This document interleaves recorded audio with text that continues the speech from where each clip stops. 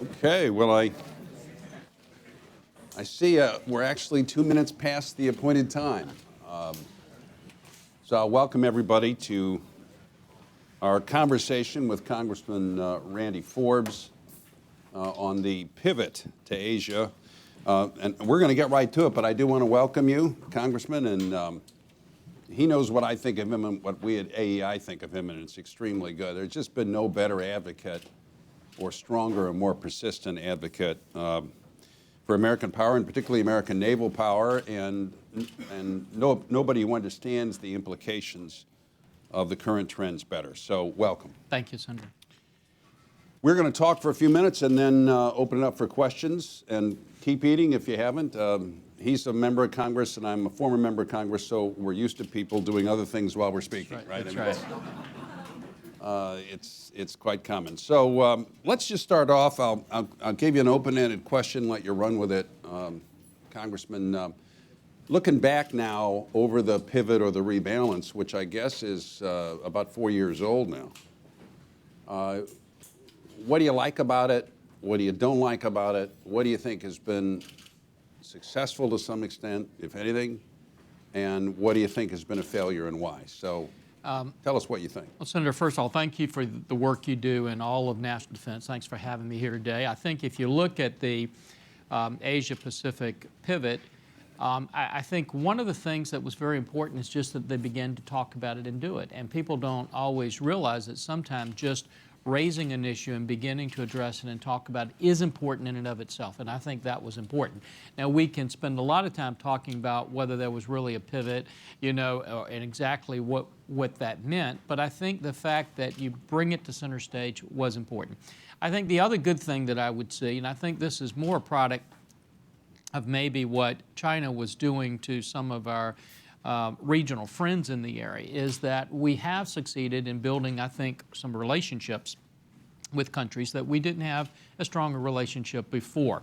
I had one expert I was talking to probably 2 weeks ago. He raised that to me, and I said, well, was that really a product of our strategy and what we did, or was it something the Chinese did bad? He said, well, at least we didn't mess it up. And so I think one of the things that we did is we didn't mess that part of it up. And if you look at two great strengths I see of the United States that is in this area, I think it's our ability to build coalitions, that we have a kind of a culture and ability to do that most countries don't always have. But I think the other ability is for us to be innovative in that area. Now, let me tell you the flip side. And I said this the other day, but to anybody that comes before my committee that I'm listening to as a witness, anybody that comes in to brief us, anybody that I talk to, I try to listen to them for a period of time, politely letting them tell me whatever they think is important to tell me. And then, though, I come back to just 3 questions, and I think these are fair questions. First question is, all right, tell me what our strategy is in the Asia-Pacific area. Or you can take any sub-point of that you want. Then 2, tell me, are we winning or losing? And 3, tell me the metrics you're using to do it. And Senator, the thing that concerns me right now is if you and I or any group of people in here left and went to the Pentagon today, you go into 10 different offices, ask them the 3 questions that I just gave you, you'll get 10 different answers. Go to anybody in the administration. Go to any members of Congress. And so I think the big failure is I still don't see the strategy we have. I don't see whether we're winning or losing that strategy, and I don't see the metrics that we've developed to measure. I think you're absolutely right. I did an article with John Kyle about 3 years ago, and we applied those questions or asked that question about our foreign policy in general. Mm-hmm. What are we trying to achieve? Now, the Chinese have a strategy. You want to talk about that a little bit? What are they trying to achieve? Well, I think strategy is just ends and means, right? I think sometimes it's important that people perceive that you actually have one. And so, again, I give you this little metrics.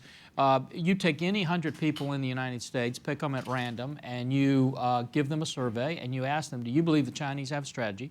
And do you think they're winning or losing? And I'll tell you, overwhelmingly, the numbers will come back. They believe they have a strategy. They believe they're winning their strategy.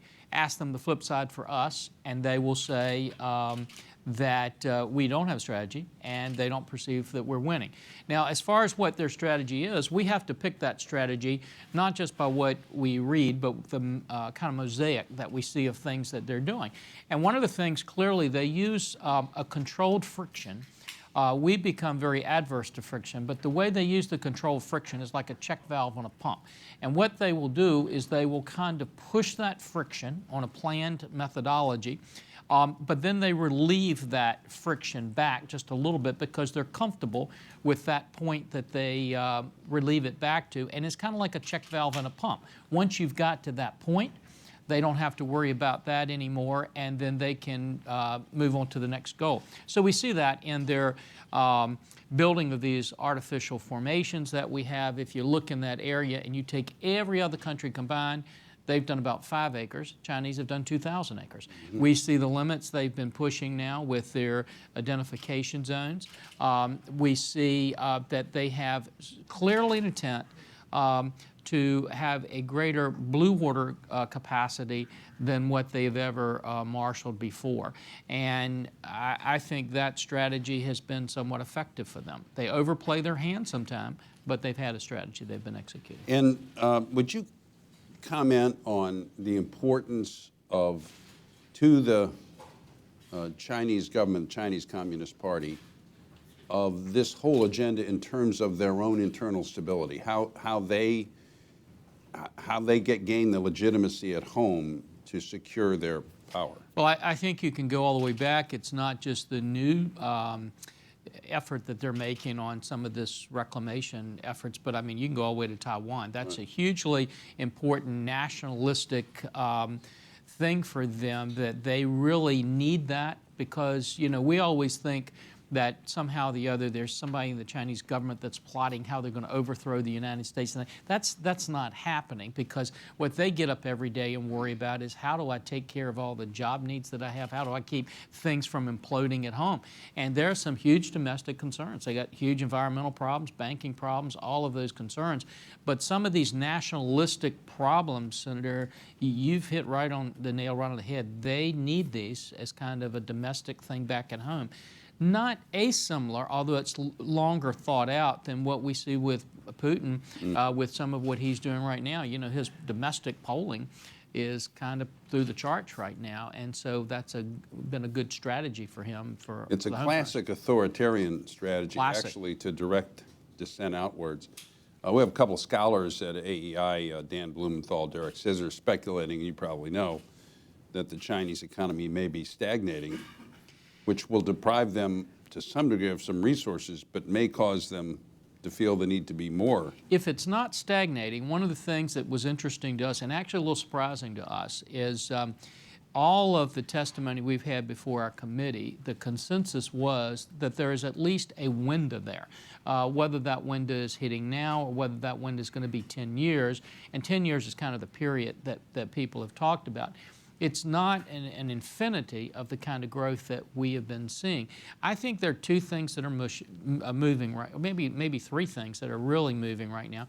I think the first thing that we see is that they recognize they may have that period of time, whether, again, it's 5 years, 10 years, whatever.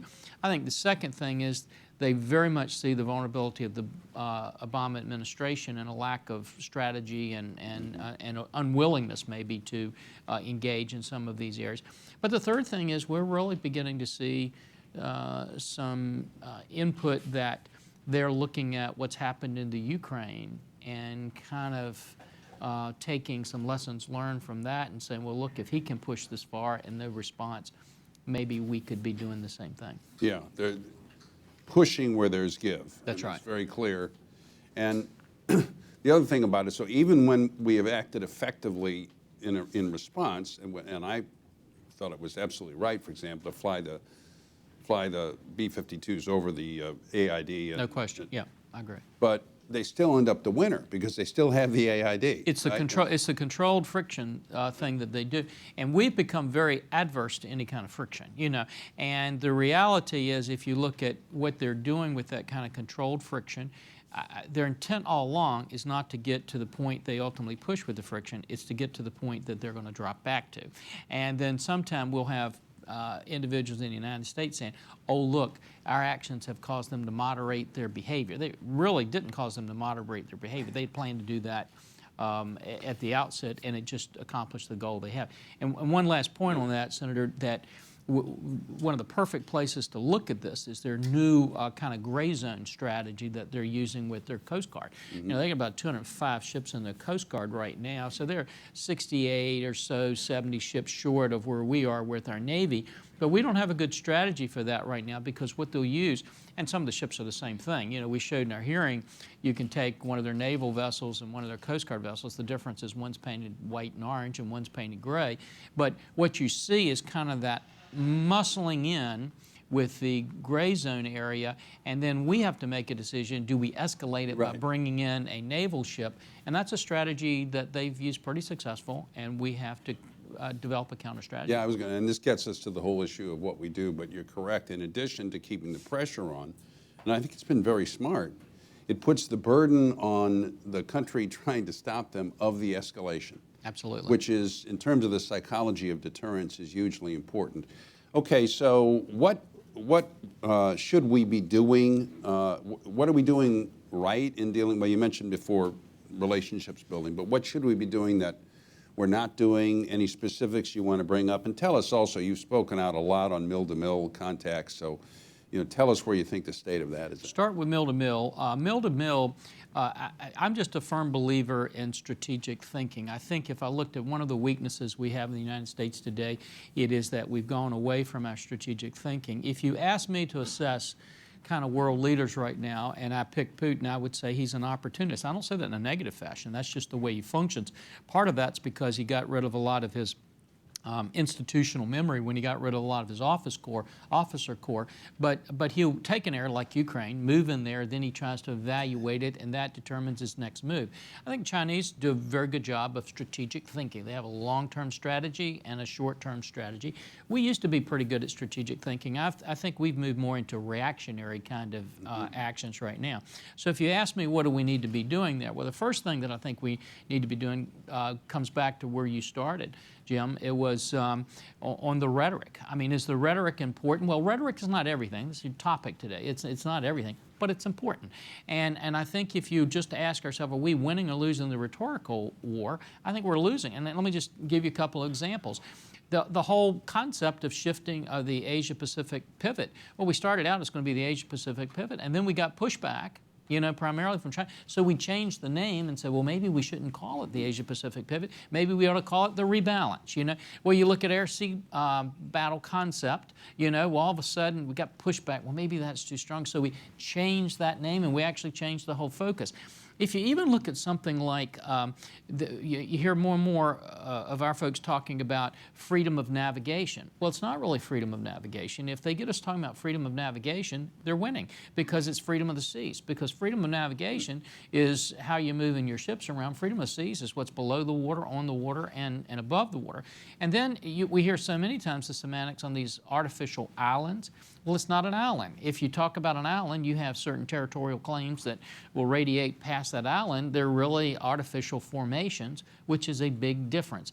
And so we've got to begin, one, looking at that rhetoric and make sure we're not giving way there on everything. In fact, I think one of the classic things, you and I talked about this one time before, when the CNO said, and I have enormous respect for him, wonderful guy, have a great working relationship, but you remember when one of the young officers asked at the War College, what are the parameters that we talk about in terms of China being a competitor? And he said, if we even raise the fact that they're a competitor, that's across that. Well, how could anybody take us seriously that we would honor any of our treaties or our agreements in that area if they can dictate what we can say, what we can't say? I think the QDRs, until the last one, didn't even specifically confront this. And it wasn't just the QDR. And the QDR last one was a good, they did a good job. Even the maritime strategy begins to talk about that now. But if you go back, Pentagon wouldn't even mention the word. In fact, when it took me 22 minutes, I think it was several years ago, and this was under the Bush administration, not under the Obama administration, to get the Attorney General to finally acknowledge that China was the #1 espionage concern the United States had. We just would not admit that or even talk about it. Now, that doesn't mean they're adversaries. It just simply means they're competitors. They view us as competitors, and they're competitors, but that's not a bad thing, you know, in the world that we're looking at. Just a couple other points real quick. You talked about strategy there. We need to definitely change our military presence, and especially our naval presence. Right. That has to be there. And I think you've done a great job in trying to get this bottom line up of where we need militarily. I think that's a great message we send across the globe. And remember, it's not just how many ships we have, but it's the mix of those ships and where we place them. So the last thing I'll throw out to you is this. We hear everybody talk about the fact, well, we've shifted 60-40 to the Asia-Pacific area. Well, what matters is how many ships you've got in that 60 and 40%. And if you really look, there was an article recently on the actual number of sea days out there being reduced by 13%. Right. So they're the kinds of things. And the Chinese can count. And you talked before about rhetoric, which affects, of course, again, the psychology of deterrence or planning and the rest of it. And put yourself in their shoes and ask what they must think of us, because we're maintaining what is essentially a pretense that we're really building up our strength in the region when actually the number of sea days is going down.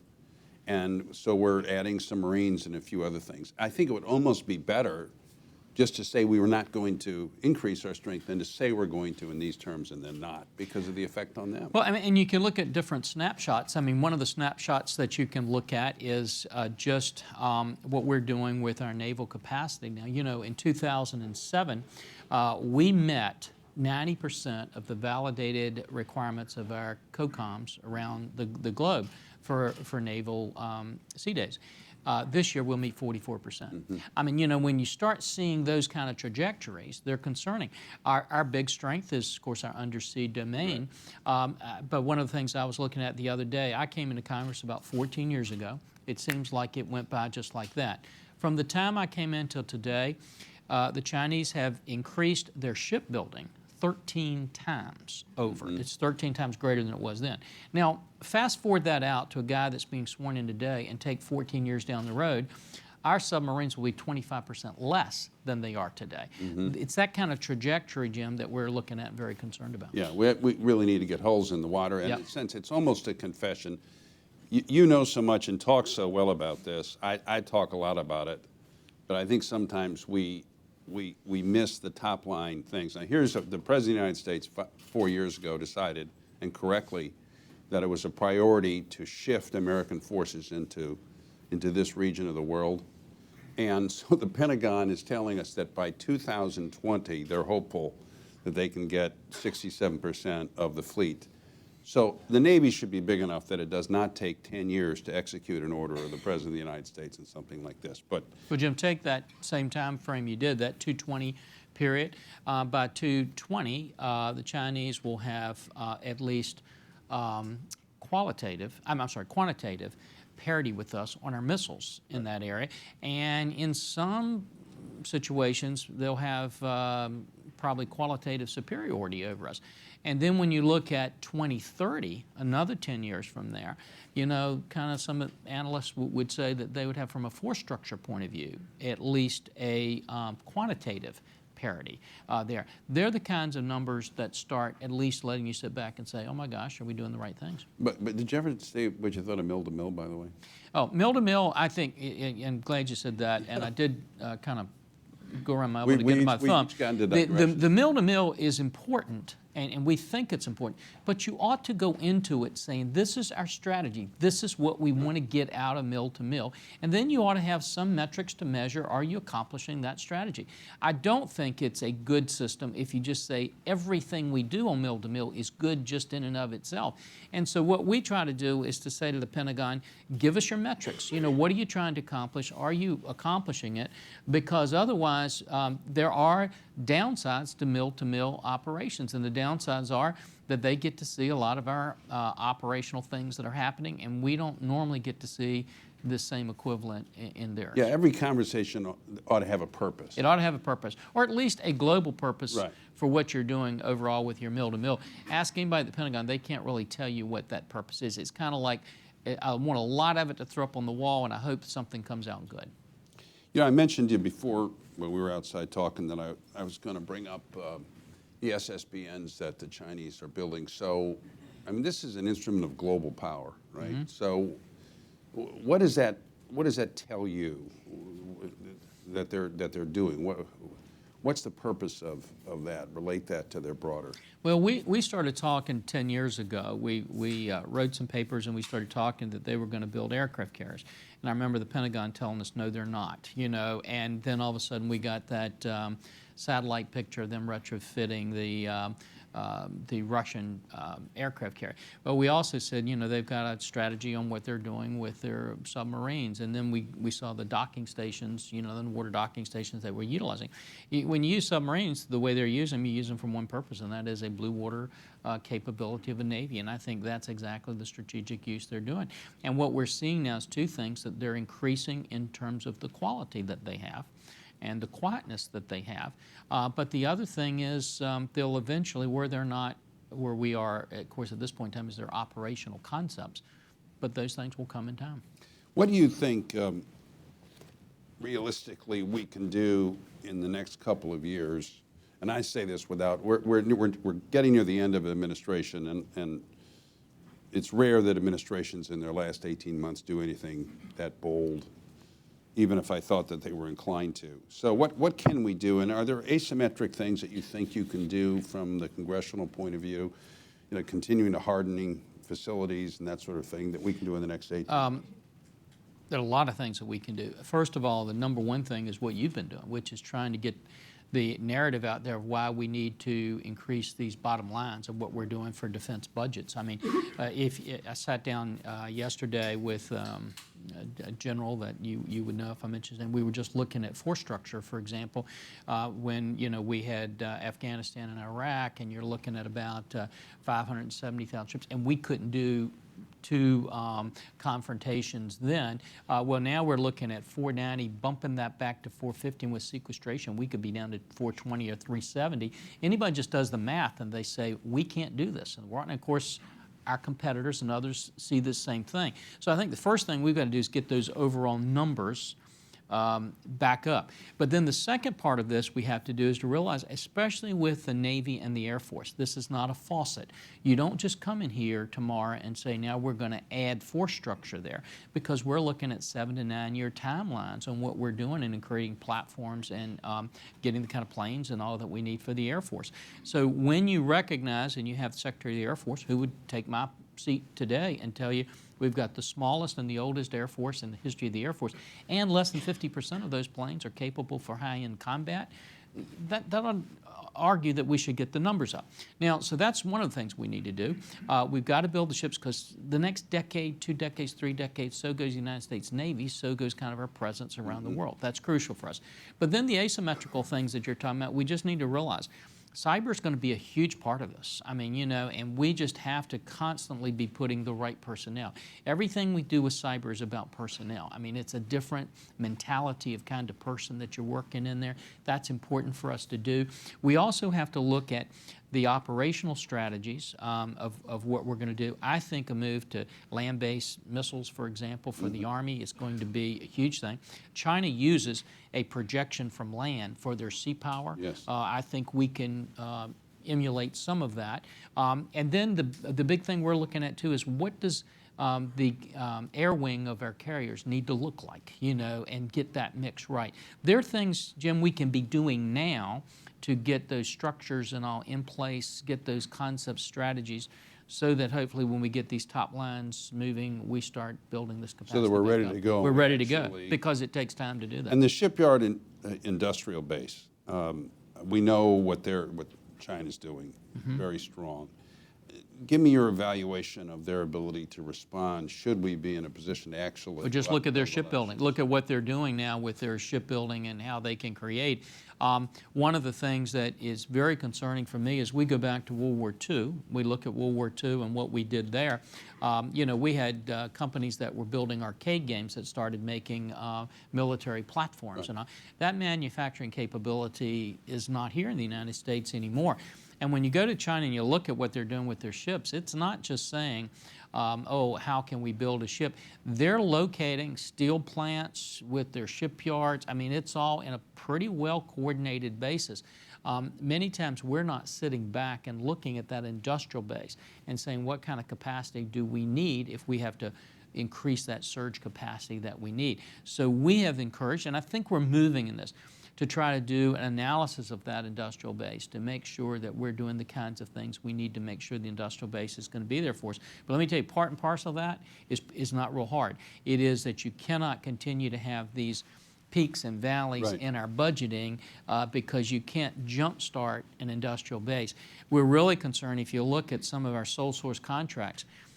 You take the current carrier we're building, the sole source contracts are enormously more than they were in the last carrier, and they'll be enormously greater in the next carrier.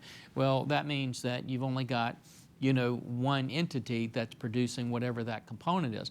And everything we do is components. You lose the manufacturing capability of a component, and you can't make the ship or the plane with Yeah, it. one of the reasons acquisitions costs have gone up, and I was there in the 90s, I think you came in at the tail Right, end of this, right. is when the industrial base in general saw money flowing out of procurement. What happened was what you expect to have happen when there's a part of the economy where money's going out. You get consolidations, you get them, and fewer competitors, you have less competition, and we're suffering from the fallout of that. I'm going to open this up for questions just a couple minutes, but I want to go to let me ask him one more, an inside game thing, because you mentioned about stability in budgeting. And we've talked about the executive branch here. I went in 92, you're still there now.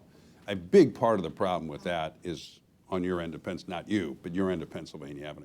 You think it would be possible to really get the kind of agreement that you would need on authorization, on appropriations, within the leadership of the Congress, perhaps in a new administration, in the context of very substantially increasing top lines, so that we could avoid that and avoid that consistently going forward? I mean, do you sense a sentiment among your colleagues? Yes, I definitely do. I'm more optimistic now than I've been in a long time in terms of where the pendulum is moving and that shift is moving. And I'll just throw out some stats to you. If you look when sequestration was coming out, and of course you and I both hated sequestration. I voted against it, fought against it, so put that right on the table. But if you look at sequestration, I had people in Congress, in leadership, tell me, Randy, nobody really cares. It's only polling 6% or 7%. Well, at the end of about a year after that, when a number of people were going around the country talking about what sequestration was going to do, 67% of the American people said, we don't want any more cuts to defense. Right. That's huge. The other thing that we're seeing moving now, I have a friend of mine from Texas who grabbed me about 2 months ago. We were walking from the House floor to the office buildings, and he does not normally deal with defense issues.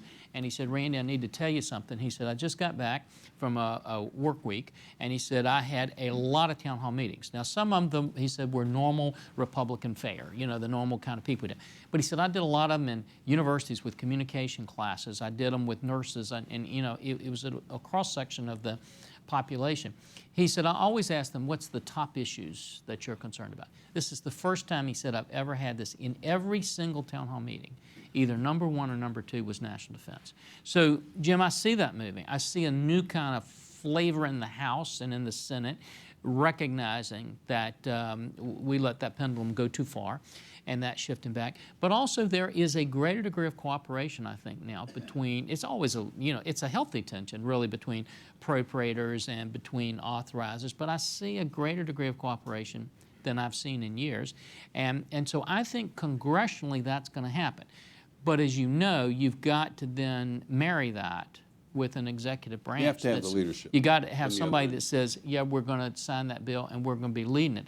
I mean, we'd have never built up the Navy before World War II if Roosevelt hadn't have gotten there with Carl Vinson and said, yeah, we're going to do this. You wouldn't have had the Navy built up like it was in John Lehman if you didn't have a Ronald Reagan. Absolutely. Because if you don't have, if the president doesn't want to do it and doesn't make it a priority, not only want to do it, but make it a priority. It's not going to happen. It won't even survive out of OMB. That's exactly. I mean, it won't go, not a substantial top line increase. And you don't have the chiefs doing what they're supposed to be doing. No, you're absolutely right. In terms of stability going forward, I mean, do you sense, because, okay, if you're looking down the road 3, 4, 5, 6 years, let's suppose that we get enough of a top line increase to really make a difference. to keep this from going like this? I mean, wouldn't you just love in your lifetime to have accomplished that in the Congress to get some stability? You think the appropriators might be open to that down the road, some way to cut that deal? I think yes. I think we have to be realistic, though, and to realize it's always going to be a little bit like that. But we can live with that. What you can't live with is this, you know. And so, and remember, Jim, and you know this, but we want to make sure it's clear. When we're talking about the industrial base and we're talking about these numbers, we're not trying to get numbers for numbers' sake. We're not trying to say we want to keep these companies alive artificially. Right. What we're saying is, as you strategically look and you say, here's the way I always ask the leadership. So you got 9 choke points in the world. Here's where they are. This is what they do. Which one do you want to give up? Well, they always come back and say, we don't want to give up any one of them. I said, then it's just math to back it up and let me tell you how many ships we need to make sure we're getting that. You know, you've got in the Asia-Pacific area, we're going to have 2/3 of the trade over the next decade. Right. Do we want to give that up? I mean, right now you've got probably, you've got a lot of middle-class consumers in that area right now. It's probably going to be 3 billion of them in just a few years. Do you really want to give that up? But here's the most important thing. This is it. There is an order in the Asia-Pacific area that we have been primarily responsible for. An order that says this. The difference is, do I say, I'm a big country, you're small countries, live with it? Or do I say I'm a big country, but the rule of law is bigger than all of us? And the real interesting thing is it's been China that's benefited most by that world order. And so what we can't afford is to have 2 orders, because the way you resolve disputes in that is through muscle and strength, and we don't want to get to that point. Right. The norm-based international system that reflects our values, Hugely important. Prospered, that's the largest issue that's at stake here of all the huge issues. Okay, so we'll go to questions. Yes, sir. Yes. Hello, Congressman. You mentioned Russia a few times in your speech. Keeping in mind that most of their territory is East Asia after all, where do they come in this picture? Do they have an Asian Pacific strategy? And if yes, Does Russia have one? I'm sorry. Does Russia have one? Yes, ma'am. Yeah. You know. How's Russia? to counteract that? Yeah. If they have a Asia-Pacific strategy, and you know they may very well, I go back to my premise at the very beginning when I talked about Russia. To me, Mr. Putin, in just my analysis, and there may be people that can do that a lot better than me, I still view him more not as a long-term strategist and what we're going to do in the Asia-Pacific area, even in what he's going to do in Europe. I view him more of an opportunist situation where he sees opportunities, moves in there, and then evaluates, was that good, was it bad, where do we move from there, and then he makes the second move. I would say that would kind of be the same thing he would do in the Asia-Pacific area, but I think he's got right now pretty much what he wants to be doing in the European area, and I think that's where the primary focus that he has. Yeah, I think his interaction or major concern with China right now, well, there's a lot of places, but Central Asia is a key place because you can really argue that Russia's being supplanted as the major power there by the Chinese, and that's a major concern that they have. Next question. Yes, sir. Hi. Dave Cooper. Hi, Dave. I have a question for you. I'm a businessman. What would be your small business owner and very interested and just got back from Hawaii, going to Guam in a couple of weeks. So what is your advice to U.S. industry, U.S. business on how they should help achieve objectives, and what strategy should we adopt in this theater? Yeah, that's a great question, Dave. I think, Dave, over and over again, I would say 2 things. The first one I would say is just from that small business capability and where you're going. Over and over again, we're hearing businesses say, we want to deal and we want to have business in China, but they always come back and say, but we're getting the short end of the stick of every time we're trying to deal there. And the primary thing you'll hear from most business people is the fact that we need to be in China because this is going to be such a big market at some point down the road. But I think what we need to do is we need to continue to make sure that we're having closer, and you're never going to get a perfectly level playing field, but a closer level playing field for our businesses to be able to operate into China as the Chinese businesses can operate here in the United States. Let me give you some examples of that. Over and over again, you know, if you take just the motion picture industry alone, you know, at one time I think they were allowing 90 pictures in a year, but they were picking which pictures they were, and as you know, by the time the pictures got there, they were on the being pirated right outside the theater, so it was very difficult to do that competition. I had a major door company that was trying to do business there. They were excited about the contract. I talked to them. I said, you need to be a little careful of this. A year later, I went back. I said, how many doors have you sold? He said, we sold one, and then they re-engineered it, and we're not selling anymore. So I think one of the things we need to recognize is that the Asia-Pacific area is going to be an enormous market for us. And so we need, I think, TPP is going to be hugely important for the United States. It's going to be important for us from a trade perspective, but also from a military and national defense perspective. And I think as we open up that kind of trade, it is going to drive more trade with China. But we've got great opportunities now with Vietnam and with Korea, with Australia, with Japan, with the Philippines, and I think that's a great market for you. Now that's one part, and let me just flip the other one. I go to New York and the boardrooms up there, and they'll ask the same question you ask. Not because they're not dealing and doing well with there, but they say, why is the military important?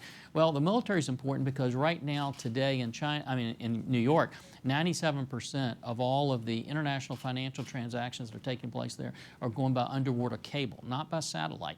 And the only Navy in the world that's protecting that underwater cable is the United States Navy. 85% of all the goods in our box stores that are traveling across the oceans are coming on surface lanes that it's our Navy that's protecting. You let that shut down for 2 weeks, and the economic cost is enormous. So that's why businesses should be concerned about this. Yeah, thank you, Dave. We talk about the norm-based international order, the international system, and people tend to think of that in an abstract sense. But when you're talking about business, I mean, the whole of the American economy is really assumes a narrative or a background construct of that system, and there's a real danger that the result of this could be that China substantially moving away from that as a practical matter in the part of the world they're seeking to dominate. And there's another danger, too, that when David asked that question, there's some Americans that begin to think, well, is that just American businesses and greed and profit? But AEI has done a great job of kind of showing what that rule of law and all has done to poverty around the world and how we've kind of changed the face of the world because of that rule of law and that norm. In the back there. Oh, Bill. Yeah. A lot of discussion now about using the corporate repatriation funds for infrastructure in the transportation bill. But have you also discussed with the leadership the possibility of using a portion of that to fund the defense increase that both you and the appropriators put in earlier in the year? Because I know for you personally, I think originally you wanted to have real dollars, not OCO designated dollars.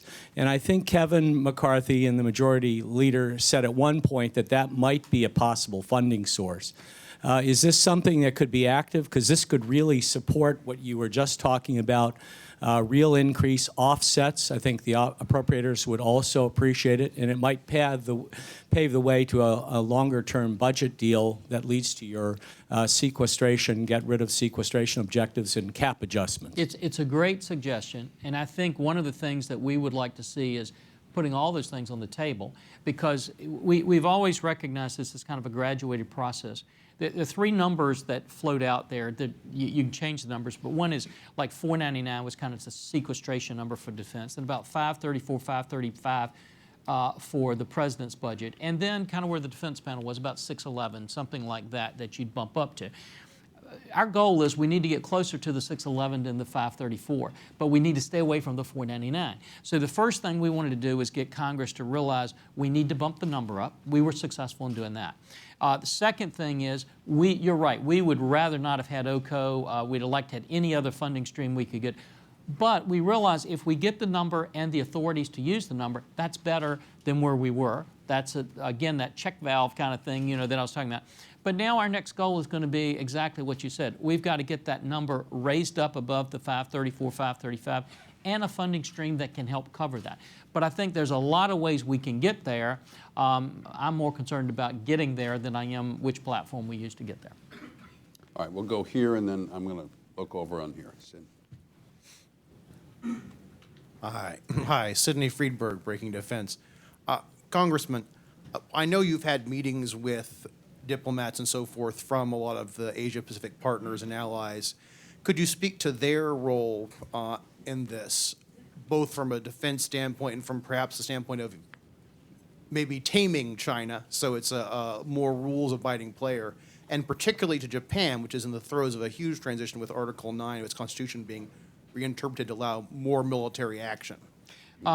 First of all, Sydney, I would say we're not trying to tame China. That would be, that's not our role, that's not our goal. What we're trying to do is make sure we have a winning strategy in the Asia-Pacific area, and those same partners that you're talking about are absolutely crucial for that.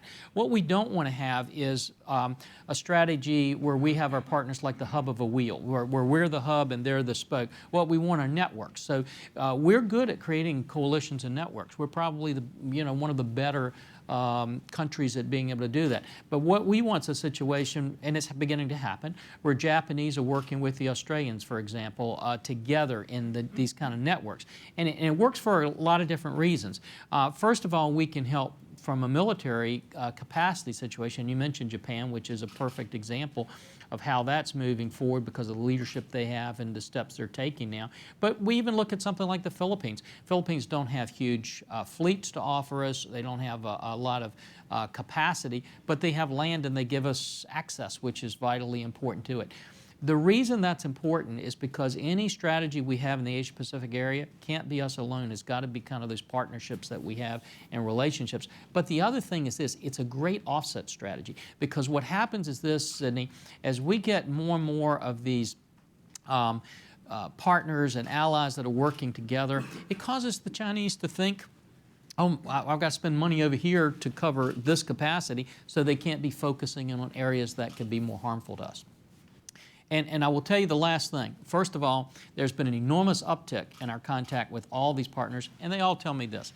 They won't tell you this publicly, but when they send all the staff out, they look at me and say, we don't have a clue what the strategy is. Can you tell us what it is? That's one. And it's important because if we don't know what the strategy is, we don't know how to resource to the strategy. That's one. Second big thing that always surprised me at first is when I say, what's your number one concern? What's the number one thing you have out there? They'd come back to what David said, it's trade. And trade is very important to them. That's their number one concern. That's why I say that's such a linkage, not just for our economy, but for our national defense out there too. And we'll go over here, that lady right there.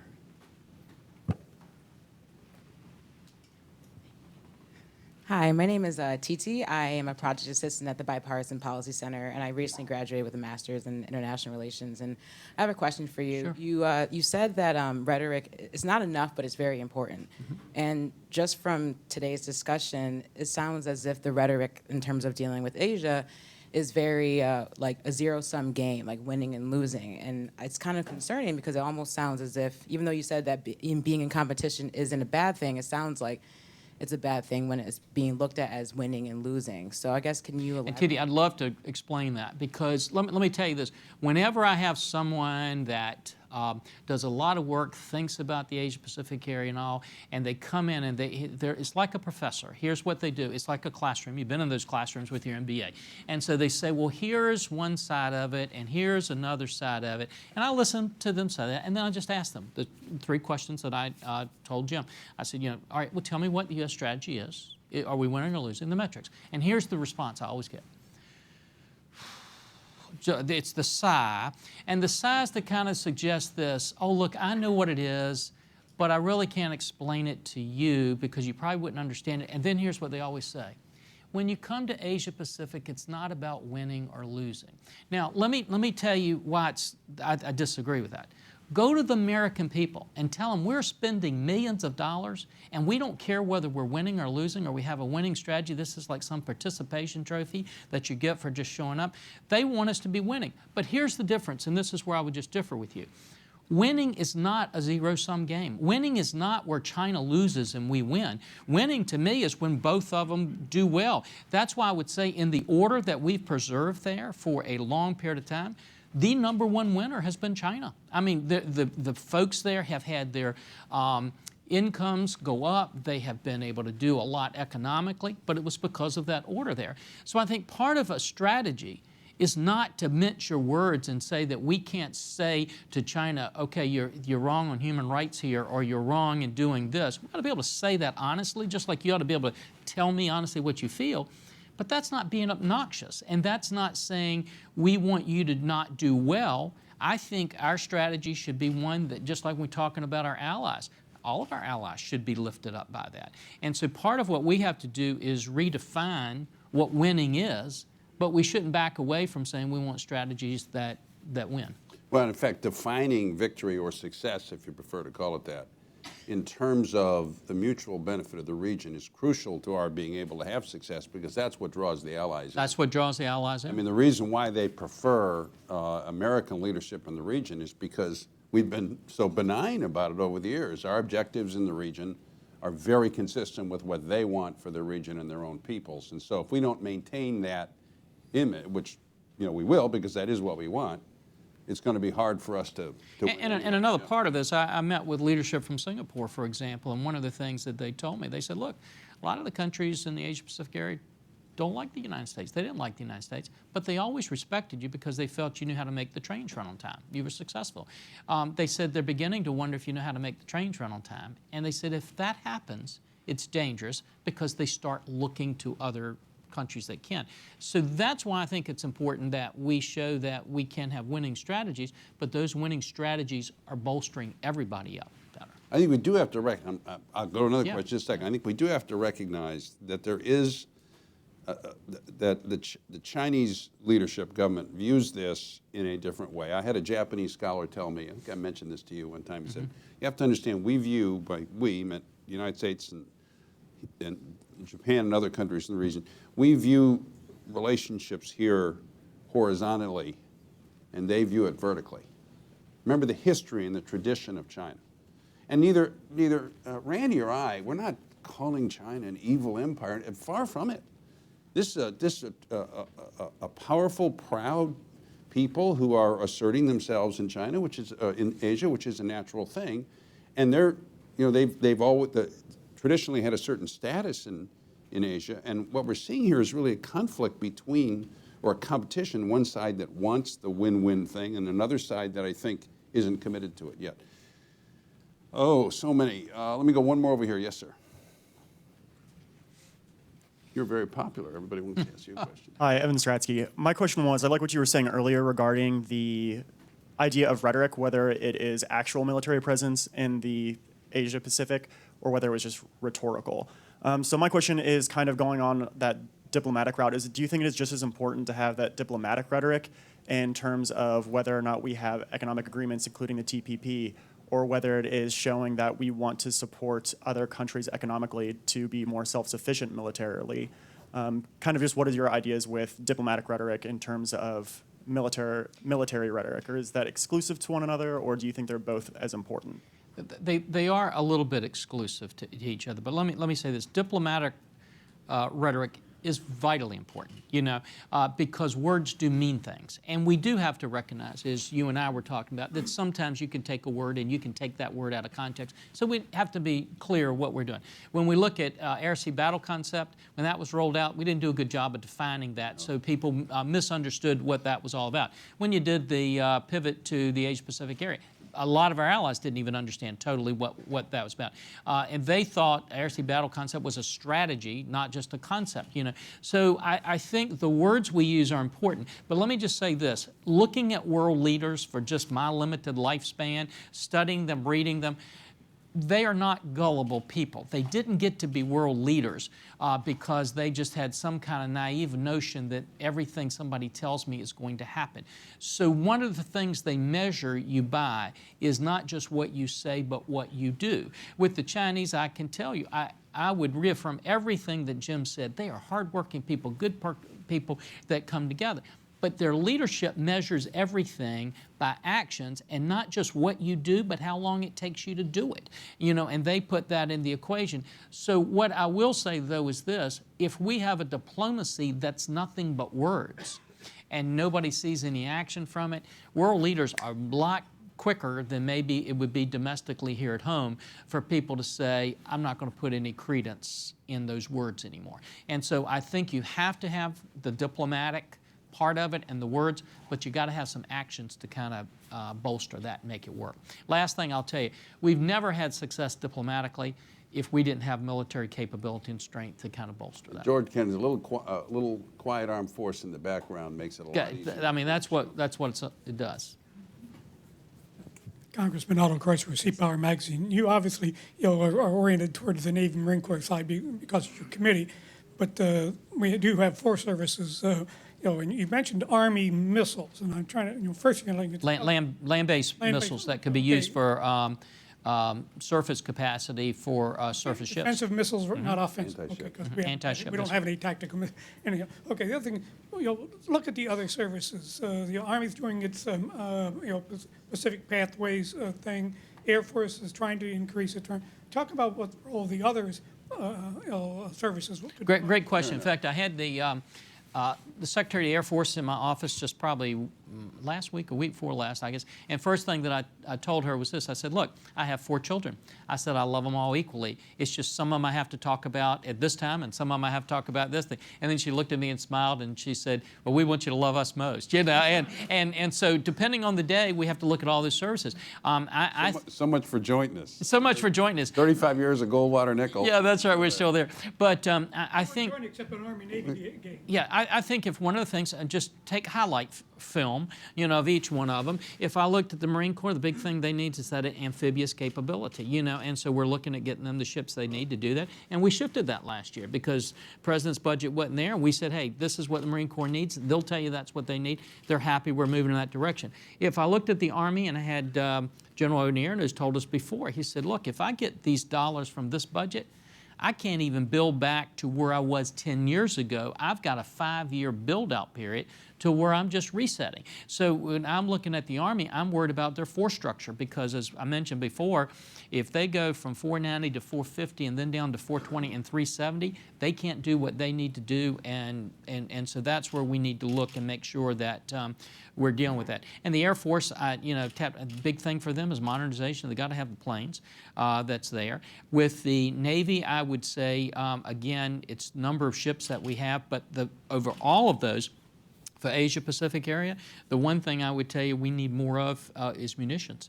And that's not a sexy thing that we're talking about. It doesn't do me any good to have 5 guns if I only got 2 bullets, And the munitions capabilities are something that we have to look at. But all those services are important. They'll all be working integratedly together. What do you think the Australian Marine Corps and now the Navy and the Army's actually getting to the shift to Australia? I think, first of all, it's a great thing for us to have the Australians there. In fact, I had an interesting conversation. I won't tell you who, but it was right before the Marine Corps went to Australia. And I had a person pretty high up in leadership in Australia looked at me and he said, we made a lot of cuts to our military and the world didn't come to an end. And I looked over and literally put my hand on his shoulder and I said, you're exactly right. I said, well, let me ask you this question. If you had miscalculated, if you had misjudged, who would your backstop have been? And he said, you. And I said, we don't have a backstop. We're the backstop of the world. That's why we've got to get it right. But I'm glad we've got that relationship with the Australians, and I think it's a very good one and continuing to grow. Yes, ma'am. Yeah. I can't see the name tag from Yeah. this, so. At our age, we have a hard I'll time go to seeing you the and name then- tags for each other sometimes.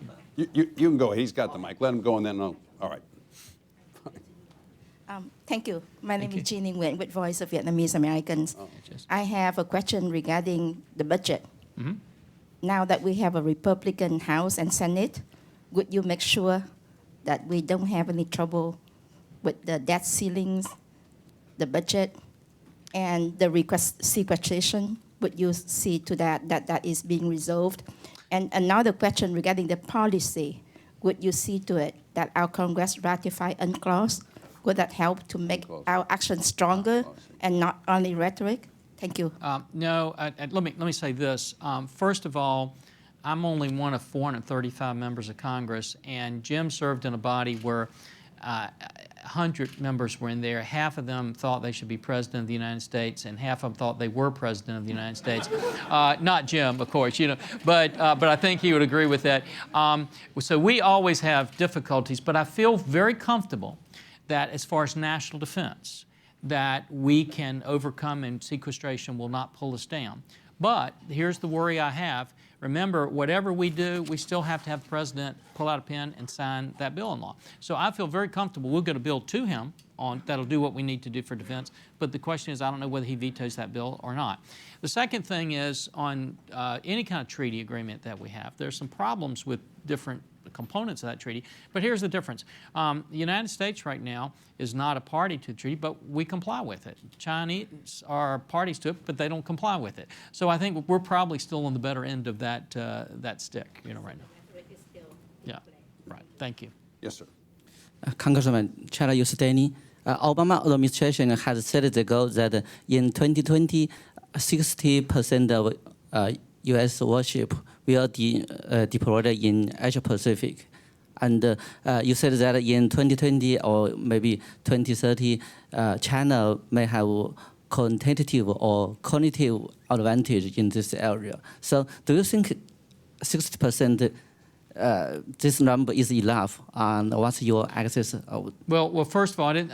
We're going to make this the last one because I've just handed a note the congressman has a vote Okay, coming got a up, vote. so- And I apologize for having run late. First of all, I didn't say that they would be qualitatively better in 2030. I said projections are that on force structure, they could be quantitatively in parity. But the second thing I will tell you is all that's depending upon us keeping the curve lines the way they are. We want to change those curve lines. I hope that we will be able to change those lines. But as far as 60-40 is concerned, it's 60-40 of what? So if we've got the right number of ships, it could be 50-50 and we could still have the same number of ships. What I'm concerned with is just saying we're going to go 60-40 doesn't help us if we don't have the ships that make that 60% work. A bigger slice of a smaller pie doesn't necessarily Doesn't get do you it. more food. Well, thank you all for letting me Congressman. be here. Jim, thank you so much. Thank you. I know you got to run.